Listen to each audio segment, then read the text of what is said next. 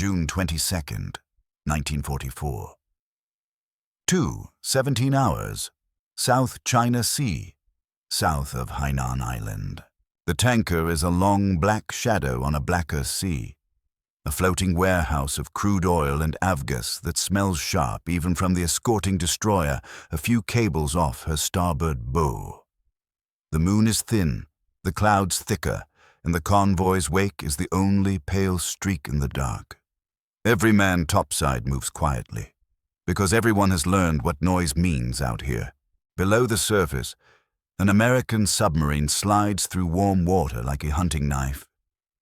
Her skipper has spent days studying patterns, the timing of zigzags, the way the escorts drift when their captains get tired and start trusting the darkness.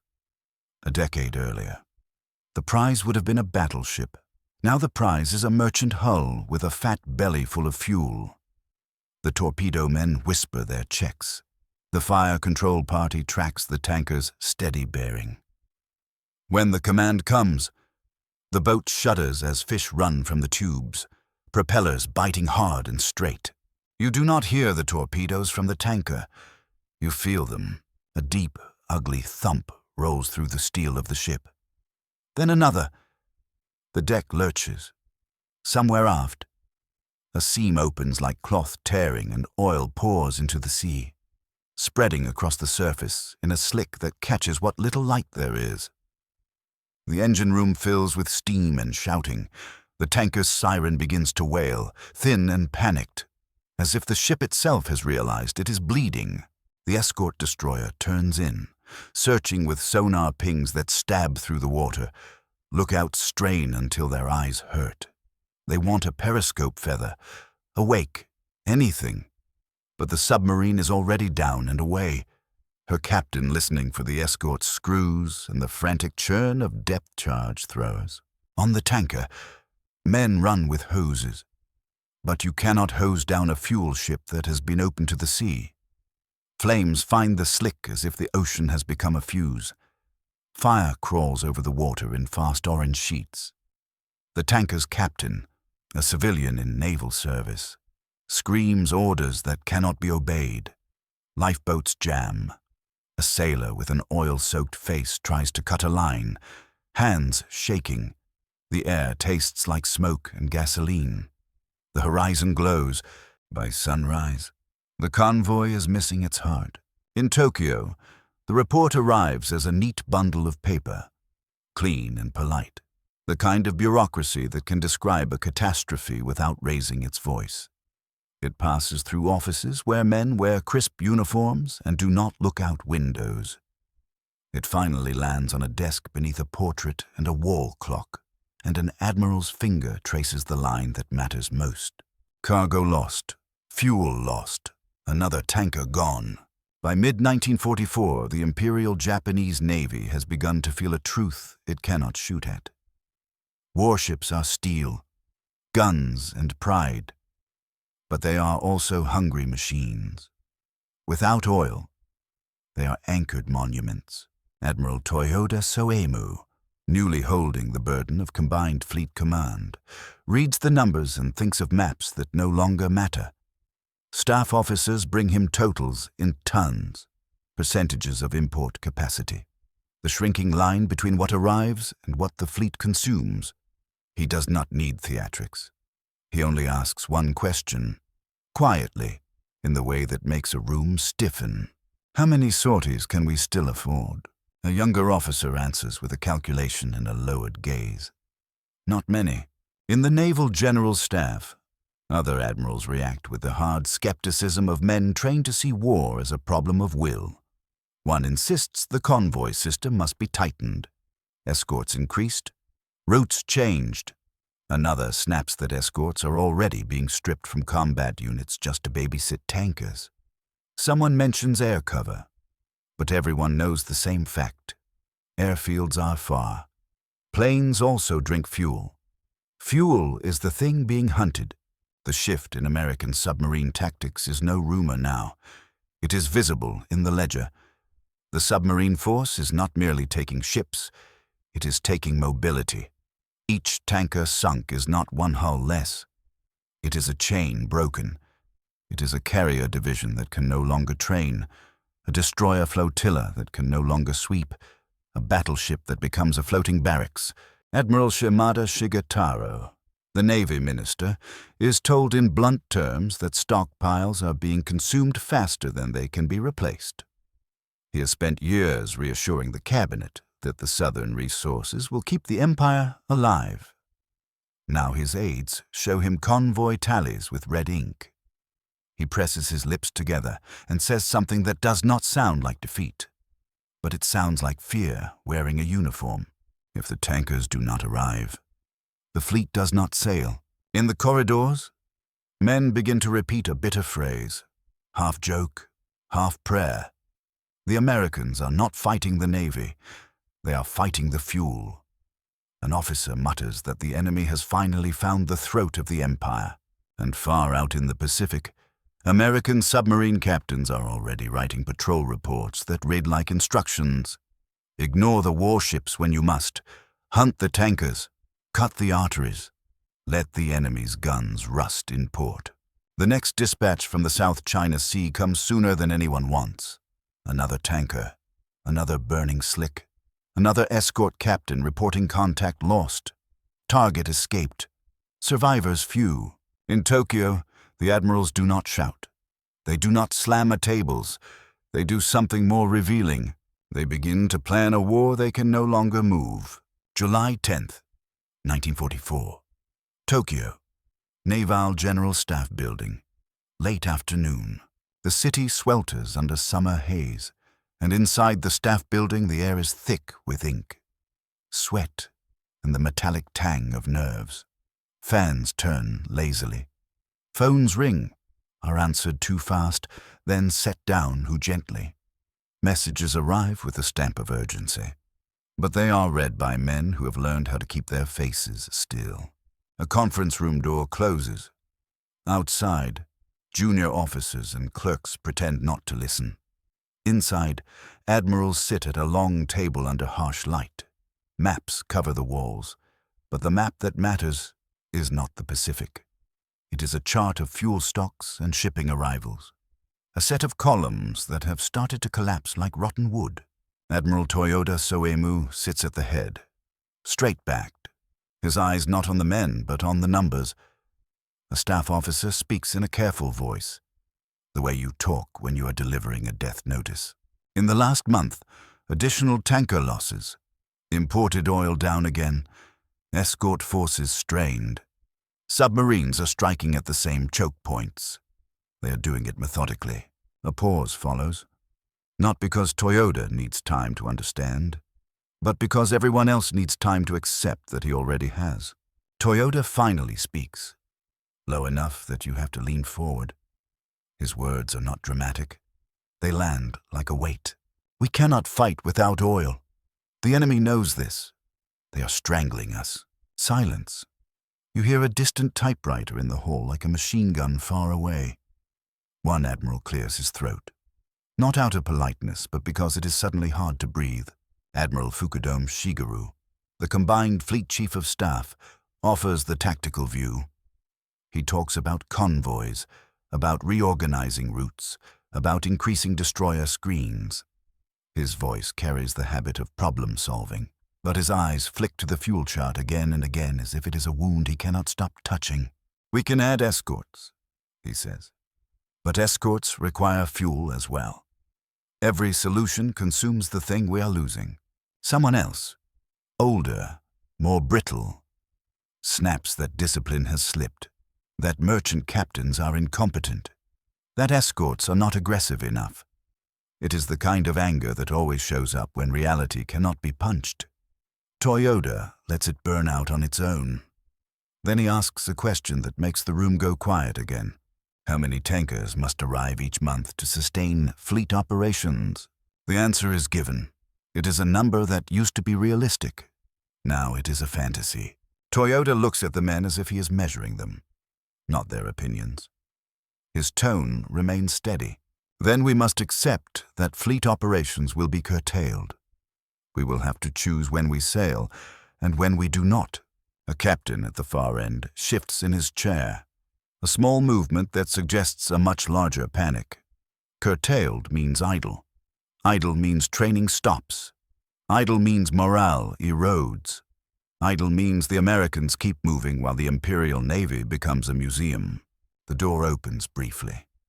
An aide enters, bows, and places a new dispatch on the table, face down, as if hiding it might soften the blow. Toyota turns it over and reads, "The escort report is the same language as always. Precise and bloodless. Tanker torpedoed. Fire. Abandoned.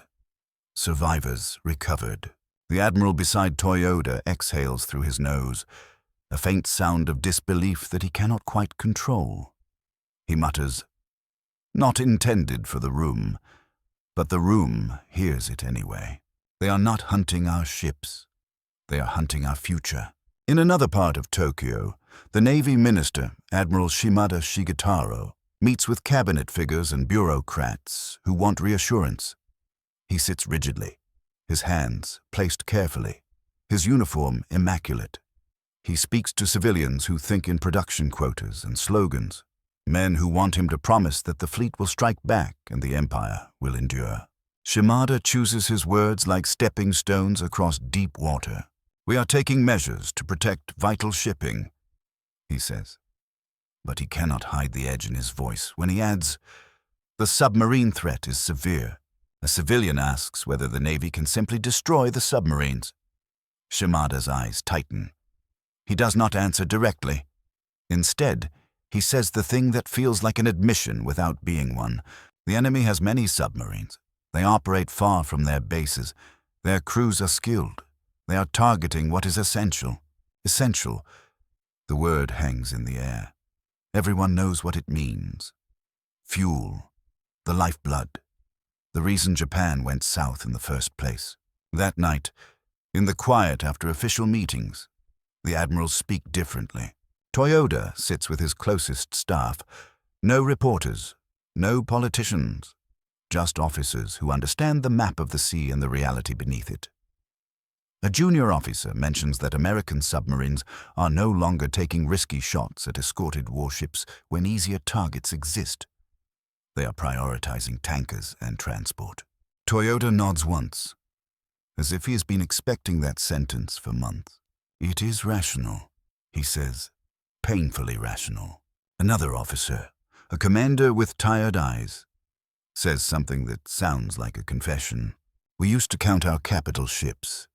Now we count drums of oil." Toyota does not correct him. He does not offer false comfort. He asks for an updated estimate of how long fuel reserves will last at current consumption. Then he asks for a second estimate at reduced consumption. Then a third estimate, imagining extreme rationing. Each estimate becomes a smaller circle drawn around Japan, a shrinking operational reach. The fleet that once dreamed of decisive battle now measures its power in nautical miles it can no longer afford to sail. Far to the south, in a forward headquarters, another Japanese admiral stares at a shoreline and thinks about his ships sitting at anchor like chained animals. He receives an order restricting training cruises. He reads it twice. Then he says, quietly, to no one in particular, "We are being defeated by arithmetic." The phrase travels. It appears in mess halls and wardrooms, spoken with bitter laughter. It becomes a way to express a truth too humiliating to say plainly. Admirals do not like to admit that their enemy is not just a fleet, but a calculation. And still the Americans come, silent under the waves, their periscopes rising like needles, their torpedoes turning tankers into torches. Each sinking forces another meeting, another chart updated, another admiral forced to speak the same sentence in a different way. "We have ships," Toyota tells his staff, "but we do not have movement. And without movement, ships are merely steel." Outside, Tokyo's lights burn, but in every admiral's mind, the ocean is dark, and somewhere in that darkness, the next tanker is already being tracked. October 2nd, 1944, to be 3:41 hours, east of Luzon, Philippine Sea. The sea is restless, a long rolling darkness that lifts and drops the convoy like a tired animal breathing. The tanker in the center column carries more than oil. She carries the promise that the fleet can still move. Her deck plates sweat with humidity. Her funnels cough a thin soot that smears the night. On the bridge, a naval liaison officer watches the horizon with binoculars he does not trust, because binoculars do not see below the surface. The escorts zigzag, but the pattern is lazy. The crews have been on edge for weeks. Every shadow looks like a periscope. Every whitecap is awake. Men jump at the slap of water against the hull. The destroyer captain tells himself that fear is useful if it keeps them sharp. But fear also makes mistakes. Below, an American submarine is already in position, the captain watching through the periscope for only seconds at a time. Quick looks like a man checking a door he expects will be kicked in. He sees the tanker's silhouette, the escort's arcs, the gaps in their screen. He does not think about glory. He thinks about results. Fire control gives him the solution. The range ticks down. The angle is clean. He whispers, "Fire."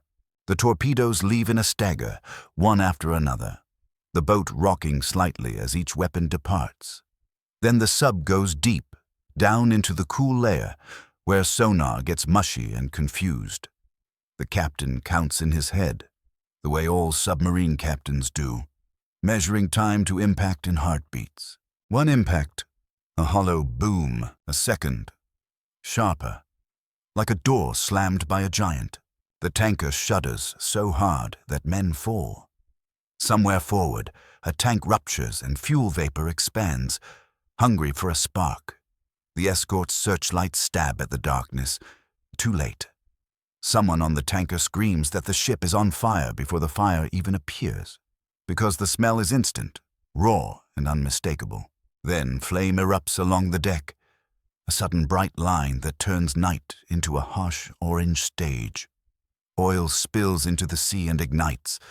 The water itself burns, licking at lifeboats, catching clothing, turning men into running torches if they are unlucky enough to be in the wrong place at the wrong moment. The escort destroyer charges into the burning slick anyway, because the captain cannot stand the idea of leaving the tanker to die alone. His bow cuts through fire. Paint blisters. Men on deck taste smoke and salt and gasoline. They throw lines toward survivors bobbing in oily water. Faces shiny black, eyes wide and pleading. The destroyer's sonar operator calls out a contact, uncertain. The captain wants to believe it. He orders depth charges dropped. Explosions punch the sea. The burning slick jumps and spreads. The smell becomes unbearable. Underwater, the American submarine feels the distant thuds and keeps sliding away. Patient and calm, the captain does not celebrate. He waits for the escorts to spend their anger. He waits for them to drift off. Then he will surface later, miles away, and write another report that will be read in Pearl Harbor with quiet satisfaction. By dawn, the tanker is gone or dying. The convoy limps onward, missing its center, missing its lifeblood. And in Japan, the autumn reports begin to read like a curse. Late 1944 is when the losses become catastrophic, not because the admirals suddenly notice, but because there is no longer any way to hide the scale.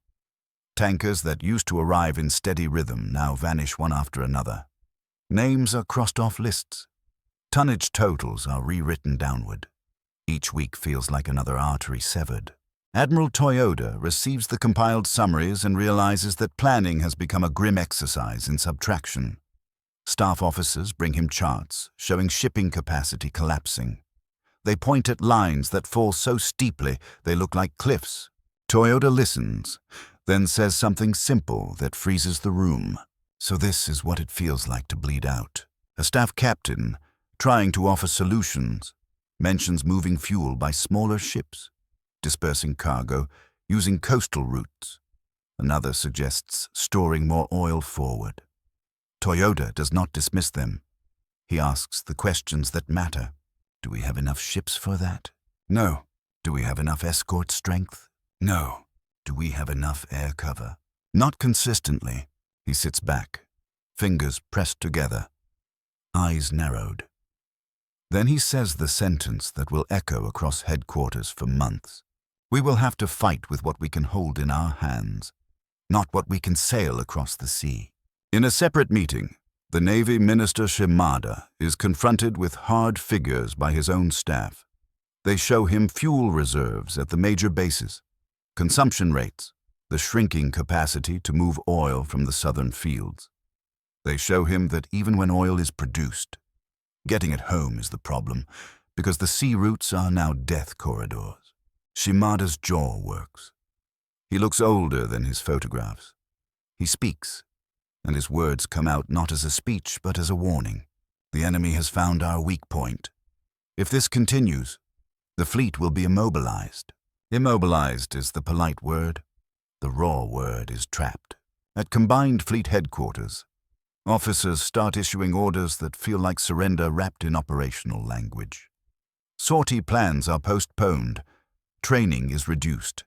Destroyers are ordered to conserve fuel. Cruising speed is lowered. Ships sit at anchor longer and longer, their crews restless, their machinery cold. Somewhere on a battleship, an engineer watches gauges and thinks about how engines hate idleness. Turbines need to turn, pumps need to run, but the fuel tanks are treated like treasure chests that must not be opened. And the admirals, men raised on decisive battle doctrine, discover a new kind of warfare, one fought in ledgers and ration sheets. An older admiral, speaking to his aides late at night, finally lets his mask slip. He points at a map of the Philippines, at the sea lanes between Japan and the South, and his voice is bitter. We built a navy to control the ocean. Now the ocean is controlled by invisible enemies. He does not have to say the word submarine. Everyone hears it anyway. The American submarines are not just sinking ships. They are shaping decisions. They are pushing admirals toward caution, toward hoarding, toward paralysis. Every tanker sunk becomes a vote against sortie. Every burning slick becomes another reason to stay in port. And as October turns into November, the message from the fleet becomes clearer. Not in speeches, not in grand proclamations, but in the simple truth of orders sent out across the empire. Conserve fuel, limit movement. Wait for what? For the enemy to choke, for a miracle convoy, for a final battle that can be fought close to home because that is the only place ships might reach. In Tokyo, Toyota reads a new report of tanker losses and speaks as if talking to the sea itself. You have cut our legs. Now you want our heart. Outside, the city continues its routines. Inside naval headquarters, the admirals begin to realize that the decisive battle they imagined may never come as they planned. Because a fleet without fuel is not a fleet. It is an anchored hope, rusting slowly while the ocean burns far away. November 15th, 1944, Kura Naval Base. Inland Sea, WWII 58 hours. Dawn is a gray smear over the hills. In the basin, capital ships sit motionless, massive silhouettes that should feel terrifying but instead look strangely tired. Condensation beads on gun barrels. Seagulls wheel above decks that are too quiet. A battleship's crew is awake, but not busy. The engines are not warming. No signal flags climb the halyards. No wake spreads behind the stern. A junior officer steps onto the quarterdeck with a folder held tight against his chest as if the paper inside might explode. He passes sailors scrubbing the deck more out of habit than necessity. He salutes, is saluted back, and climbs toward the captain's cabin. Inside, the captain reads the order twice. Then a third time, not because the words are complex, but because their meaning is humiliating. Operational restriction, training cruises suspended, fuel allotment reduced, maintain readiness while conserving resources. Maintain readiness without movement is like being told to keep a sword sharp without ever drawing it. The captain stares at the last line, the one that always appears now, as if it is carved into the Navy itself. Fuel is to be regarded as ammunition. He hears footsteps outside. Then the knock. A staff officer enters, expression controlled. The captain hands him the paper without comment. The staff officer reads. His face tightens anyway, on ships across the harbor. The same orders are being read by the same kinds of men: admirals, captains, commanders, engineers. They all reach the same conclusion at the same time. The fleet has been grounded. In Tokyo, Admiral Toyoda receives updated figures from the southern oil fields and shipping routes. The production still exists. The oil is still there. But between the well and the home islands is a stretch of ocean haunted by American submarines that have become masters of patience.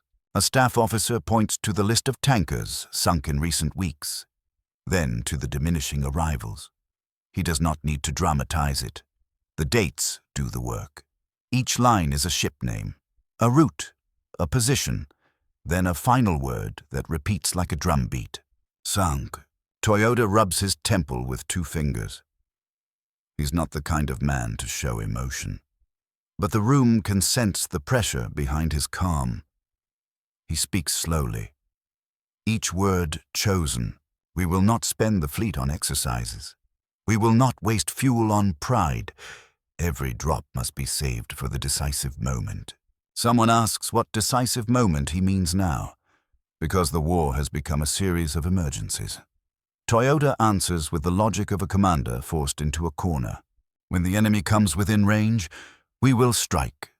Until then, we can serve. It is a strategy born not from doctrine, but from starvation. In another office, the Navy Minister Shimada confers with planners who are trying to reconcile competing demands. The Army wants shipping for its own operations. The Navy wants escorts for convoys. Everyone wants fuel. No one has enough. The room feels like a ship taking water in slow motion. One officer, careful but blunt, says what everyone is thinking. Even if we keep building ships, we cannot move them. Fuel is the true limit of our power. Shimada's response is quiet, almost weary. Then the war will be decided by what we can still move. And what they can still move is shrinking. At Fleet Headquarters, Admiral Fukudome and other staff officers begin rewriting operational plans, with fuel budgets beside every sentence. Sortie routes are shortened. Speeds are reduced. Alternatives are created for when fuel deliveries do not arrive. The plans begin to look less like strategy and more like rationing. A commander tasked with drafting a new operational order pauses over his pencil. He realizes he is no longer asking what is tactically ideal. He is asking what is possible. He writes, then crosses out, then writes again. He finally produces a sentence that would have been unthinkable a year earlier. Large-scale fleet movement is to be avoided. A destroyer captain reads that line aboard his ship and spits over the side, anger mixing with salt. His ship was built for speed, for hunting, for screening carriers at full power. Now it sits at anchor as if it is being punished. In a wardroom, sailors argue in low voices. Some blame the escorts. Some blame the merchant captains. Some blame the army. Some blame fate. But the officers who have read the reports know exactly what to blame. Submarines. Not just any submarines, but a force that has become disciplined, deliberate, and cruelly efficient. The Americans learned that tankers were worth more than warships, because sinking a tanker does not just remove a ship. It removes movement. It removes choice. A senior Japanese admiral, visiting Kure, walks along the pier and looks at the battleships. Their hulls are streaked with rust near the waterline. Their paint is dull. They are magnificent and useless at the same time. He turns to an aide and speaks in a voice that is almost casual. As if discussing the weather, we have become a navy of statues. The aide flinches, because statues do not win wars. That evening, a meeting is held aboard a flagship in the inland sea.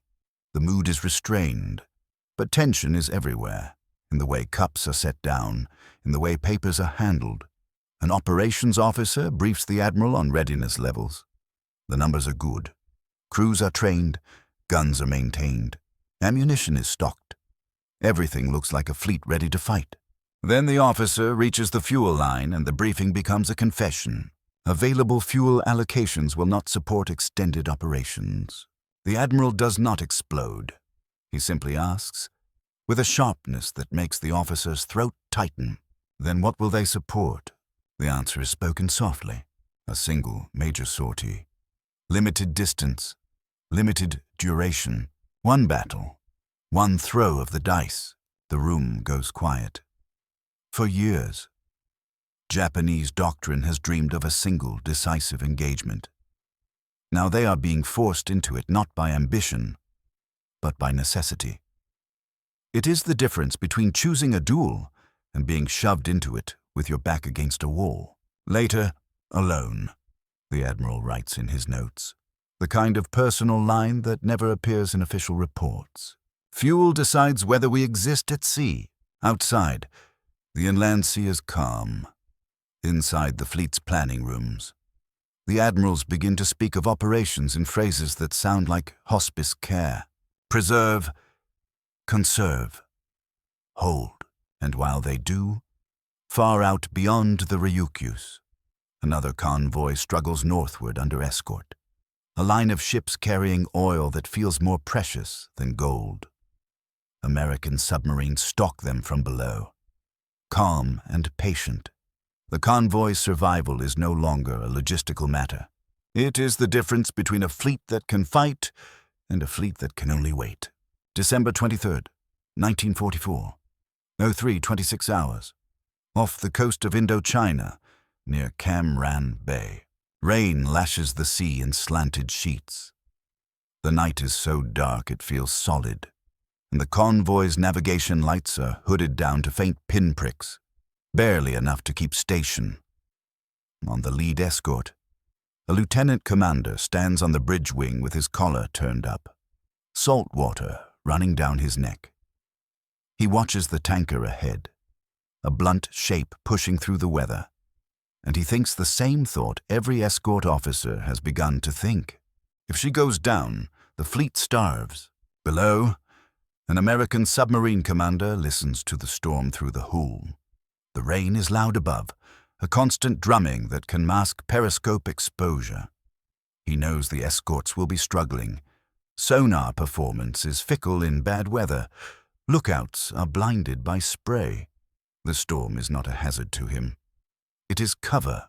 He brings the boat up to periscope depth, raises the scope for a heartbeat, and the tanker appears like a dark building on the sea. He catches a glimpse of her wake, her speed, the escort's position. Then he drops the scope again. He does not need a long look. He needs a clean shot. Inside the submarine, the air is humid and smells of oil and sweat and machinery. Men speak in clipped phrases. The captain's voice remains steady. Target is the tanker. Priority is the tanker. That is the doctrine now, and everyone knows it. Torpedoes run on the escort. The officer sees the tanker suddenly shiver, as if the sea itself has punched her. The sound arrives a moment later, a dull boom that carries through rain and steel, then a second boom, deeper, and the tanker's silhouette seems to sag. The escort captain's stomach drops. He shouts to increase speed, to close, to launch flares. The men on deck scramble, slipping on wet planks. A flare hisses into the sky and blooms, turning the storm into a ghostly white curtain. The tanker is bleeding fuel into the sea. The rain cannot wash the smell away. For a moment, it seems like the water itself has turned slick and wrong, reflecting the flare's pale light in a sick shimmer. The tanker's crew tries to fight the damage. Pumps run. Valves are closed. Men wade through oily water in passageways, coughing, eyes stinging. Then fire finds a pocket of vapor and ignites with a flash that lights the storm from within. The escort captain screams orders and feels helpless. He can drop depth charges. He can sweep. He can chase shadows. But he cannot unburn a tanker. Underwater, the American submarine turns away. The captain listens for the escort's screws racing, for the whine of astic, for the splash and thump of depth charges. Explosions echo, distant and angry. But the sub is already slipping into the deep, carried by practiced calm. Back in Japan, the Admiralty reads the report and does not argue about bravery anymore. Courage has stopped being the issue. Supply has become the issue. At a conference in Tokyo, the mood is colder than winter outside. Admiral Toyoda sits with the Naval General Staff, with representatives from ministries that have begun to fear the Navy's silence. The staff presents the situation plainly. Fuel imports have collapsed further. Tanker losses remain unsustainable. Fleet fuel reserves are being rationed down to the level of a single major operation. Toyota looks at the room and says what the room already knows, but needs to hear spoken aloud by the man in command. Every sortie is now an expenditure we may not recover from. There is a murmur, a small involuntary sound, as if the entire staff has shifted its weight at once. In earlier years, sortie meant action, initiative, the Navy's purpose. Now sortie is a coin tossed into darkness. An admiral across the table, voice rough, asks the question that has haunted them all: if we save fuel for a decisive battle. But the battle never comes on our terms. What then? Toyoda answers with the brutal clarity of a commander who has run out of softer truths. Then we will fight when the enemy comes, with what we have, where we are. It is a sentence that contains resignation and defiance in equal measure. It is also an admission that the Navy is no longer shaping events. It is reacting. In Kura and Yokosuka, engineers begin performing careful maintenance cycles designed for ships that do not sail. Boilers are kept in standby. Turbines are turned by hand. Pumps are run intermittently. The men who know machinery best understand that a warship is meant to move. Stillness is a kind of decay. On one cruiser, a senior engineer tells his junior quietly while they stare into a fuel tank gauge, "We used to fear enemy shells. Now we fear empty needles." The junior nods, not trusting his voice. The admirals also begin to speak openly about the psychological effect. A fleet that cannot train loses sharpness. A crew that cannot sail loses confidence. Officers become administrators. Sailors become dock workers. Pride drains away like fuel from a ruptured tank. A staff officer at Combined Fleet Headquarters reports that morale issues are rising. Toyoda listens, then says a line that reveals he understands morale is not fixed by speeches. Morale follows movement. Without movement, it will die. He then issues another directive, and this one spreads quickly through the fleet, because everyone recognizes its meaning. Operational activity is to be limited to what is necessary. Fuel is to be preserved for the decisive engagement. Preserved, as if fuel is something that can be safely stored while the enemy keeps advancing. Some admirals protest in private, not because they disagree, but because they can see the trap. Saving fuel makes sense, but it also makes the fleet less capable when the time comes. Yet spending fuel in minor actions will leave nothing for the last battle. It is a dilemma without a clean answer. In a quiet moment, an older admiral speaks to a younger captain and says something that sounds like a warning and a prayer. When we sail, we must make it count, because we may not sail again. The captain absorbs the words and feels a chill that has nothing to do with winter. Far to the south, American submarine commanders review patrol zones and convoy routes. They mark choke points. They coordinate. They do not speak of honor or decisive battle. They speak of tonnage, of tankers, of oil. In Japan, the admirals have begun to speak in the same language, unwillingly. How many tons remain? How many tons can arrive? How many tons must be saved to fight? The war has become a ledger, and the enemy is writing the numbers in red. And as December closes, the question hanging over every Japanese planning room is no longer whether they can win the next battle. It is whether they can afford to reach it. March 19th, 1945, 11:07 hours. Kure, inland sea. The air raid sirens begin as a distant wail, then swell into a full-throated warning that rolls across the harbor and into the hills. Sailors already know the drill. They run to stations with practiced speed, but there is a different weight to their movement now. Not just fear of bombs, a sense that even if they survive, they are still trapped. Anti-aircraft guns elevate. Ammunition is passed hand to hand. The sky fills with the low thunder of approaching engines. American carrier aircraft appear over the ridgelines like a swarm, sunlight flashing off wings. Bombs fall. Water plumes leap beside hulls. Near misses slap steel with shock. A ship shudders at anchor, rocking as if trying to flee but held by chains you cannot see.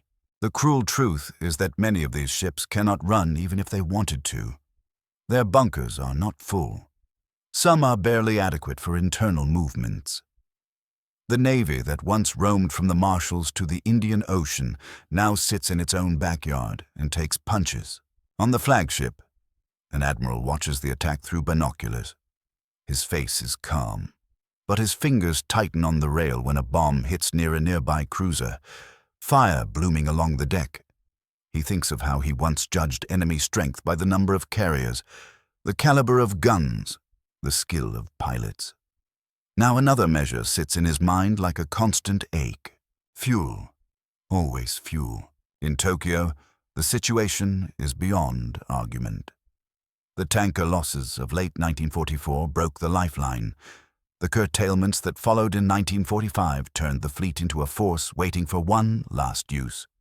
And the Americans have not waited. They have come closer, faster, with more planes and more ships than Japan can answer in kind. Admiral Toyoda reads the latest operational readiness summaries and sees a fleet that exists on paper more than in motion. He speaks to his staff in a tone that has lost any trace of optimism. We have ships, we have men, but we cannot choose the battlefield. We cannot choose the timing. That is what fuel has taken from us. A young staff officer swallows and asks the question no one wants to ask, because it feels like stepping off a cliff. Then what do we do? Toyoda does not hesitate. We prepare to spend what remains in one operation, if necessary. The implication is clear. The fleet is now a weapon to be fired once. In meetings, the admirals begin to say aloud what used to be whispered. The American submarines did not merely thin the merchant marine. They severed the Empire's ability to transport the resource that powered everything else. The fleet was forced into inactivity, then into a desperate posture, then into a final gamble. One admiral, hardened by years at sea, finally admits the emotional center of it. We were trained to seek battle. Instead, we have been forced to watch our fuel disappear into the ocean. Another, voice tight with anger, says the part that hurts most. We could not even strike back at the submarines. They are ghosts. The phrase ghost becomes common. It appears in wardroom talk, in letters never sent, in the quiet rage of officers who feel the war has become unfair in a way they were not prepared for. A surface fleet can see its enemy. It can maneuver, counter, fight. But a submarine threat is felt, not seen, and it attacks the weakest point, not the most honorable. A staff officer uses a pointer on a map and shows the sea lanes that once fed Japan. He points to the Philippines, to Formosa, to the South China Sea, to the straits and choke points. He says the Americans concentrated submarines here and here, and the escorts could not cover everything. Toyoda watches the pointer move and speaks with grim acceptance. They did not need to sink our battleships. They only needed to prevent our tankers from arriving. A pause. Then he adds a line that sounds like an epitaph. A fleet that cannot move is already defeated. In April, Plans are drafted for a final sortie that will burn the last fuel reserves for a mission that offers little hope of return. The admirals who sign the papers know exactly what they are doing. They are turning fuel into a last statement. A captain who receives the sortie plan feels his throat tighten as he reads the fuel allocation. It is enough to go one way. It is enough to fight. It is not enough to come home. He brings the paper to his executive officer, and the two of them stand in silence for a moment, listening to the ship's faint creaks at anchor. The executive officer speaks first, voice barely above a whisper. So this is what the submarines achieved, not with one torpedo, but with hundreds of them, spread over months, aimed not at the proud ships, but at the tankers that made pride possible. In a final conference, an admiral summarizes the situation to his peers with a harsh simplicity. We are not choosing a strategy. We are choosing how to spend the last fuel. No one argues. There is nothing left to argue with. Outside, the harbors remain crowded with hulls that once symbolized imperial reach. Now they symbolize limitation. On decks, sailors still drill, guns still elevate, flags still fly. The Navy still looks like a navy to anyone who does not understand logistics. But the admirals understand. They have been forced to. In private, one of them, exhausted, says the quiet line that contains the whole story. The enemy sank our tankers, and with them they sank our options. On March 19th, as bombs fall at Kur and smoke rises from burning decks, the fleet's reality is visible for all to see. Ships cannot evade. They cannot redeploy. They can only endure. The sky belongs to the Americans. The sea lanes belong to American submarines. The fuel belongs to the ocean and the Japanese admirals, men who once spoke confidently about decisive battle and national destiny, now speak in the stripped-down language of scarcity, of calculation, of loss. The war was not only decided by guns and planes, it was decided by tankers that never arrived.